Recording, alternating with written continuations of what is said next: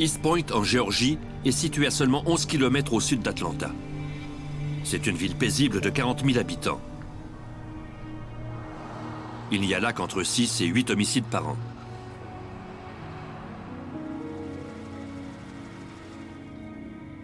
Le 1er mars 2001, un homme s'inquiétait pour sa mère.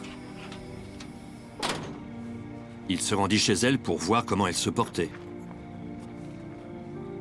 Il lui parlait au téléphone tous les jours, mais ce jour-là, elle n'avait répondu à aucun de ses appels.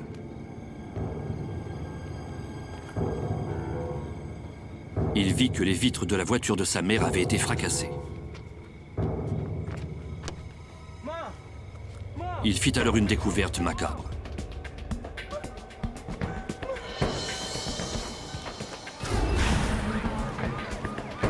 Quelques minutes plus tard, la police d'East Point et le lieutenant Russell Popham commencèrent une enquête pour homicide. On a découvert que la victime, une femme, avait été abattue de plusieurs projectiles. On estimait qu'elle était morte depuis environ 24 heures.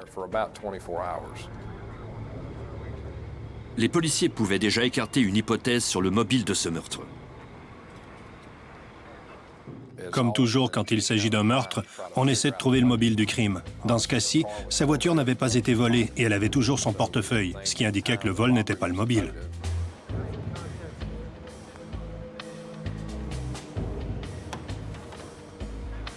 Les enquêteurs identifièrent la victime. Il s'agissait de Pamela Clark. Ils trouvèrent également un insigne. La victime était agente de probation pour l'État de la Géorgie. Elle travaillait au service correctionnel où elle supervisait des ex-détenus en liberté surveillée.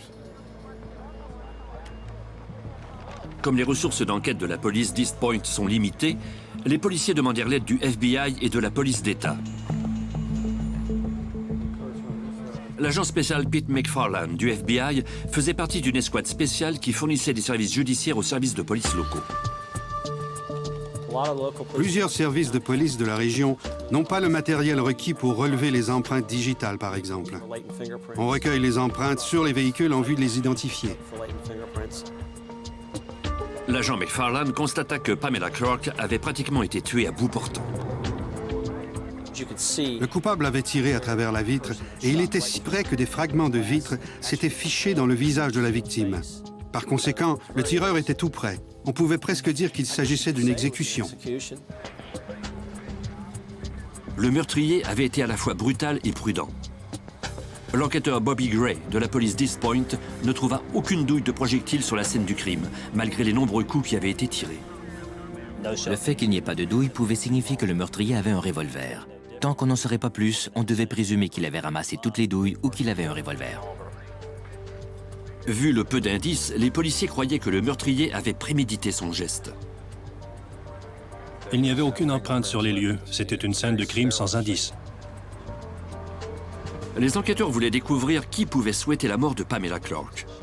Pour trouver des réponses, ils se tournèrent vers le fils de la victime. Celui-ci parlait à sa mère tous les jours. Elle semblait être heureuse et ne lui avait jamais dit avoir des ennuis avec quiconque, même pas avec les ex-détenus dont elle était responsable. Pour les enquêteurs, ce meurtre semble être le fruit du hasard. Le soir même, les enquêteurs firent du porte-à-porte dans le quartier. Ils étaient à la recherche de quelqu'un qui aurait vu des activités suspectes au cours des dernières 24 heures.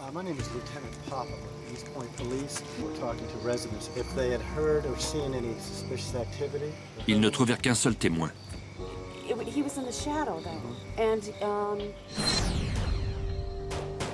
La veille au soir, une femme avait entendu des bruits qui ressemblaient à des coups de feu. Ensuite, elle avait vu quelqu'un partir à pied, très calmement.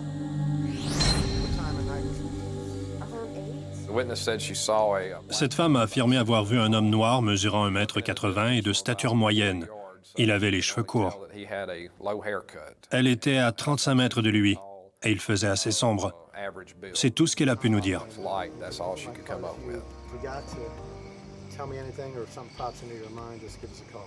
Malheureusement, la femme n'était pas sûre de pouvoir reconnaître l'homme si elle le voyait. Le médecin légiste confirma plusieurs hypothèses avancées par les enquêteurs sur la scène du crime, notamment que Pamela Clark avait été assassinée 24 heures avant la découverte de son corps.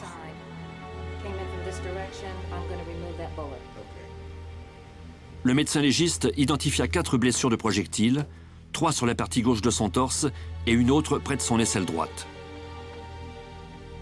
Le fait que 3 de ces balles étaient très rapprochées confirmait l'hypothèse des policiers selon laquelle le meurtrier avait abattu sa victime à bout portant. Les enquêteurs obtinrent leur premier indice sur l'arme du crime quand le médecin légiste recueillit 3 projectiles de calibre 40 sur le corps. On avait recueilli 3 projectiles, et pourtant la victime avait 4 blessures.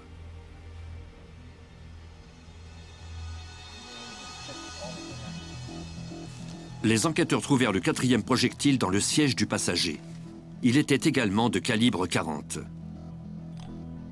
Les agents furent surpris de trouver une pile de circulaires, de factures et de courriers dans le véhicule.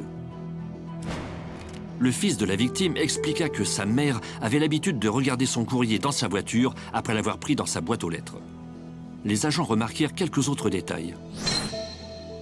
J'ai pensé qu'elle avait fait monter des enfants à bord parce qu'il y avait des emballages de friandises. À partir des indices recueillis dans la voiture, des conclusions de l'autopsie et des témoignages, les enquêteurs mirent au point une reconstitution du meurtre et constatèrent que le coupable était brutal et calculateur.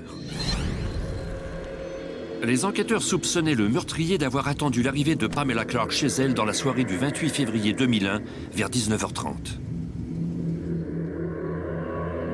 Il semblait bien connaître l'horaire de la victime et savoir quand elle rentrait du travail.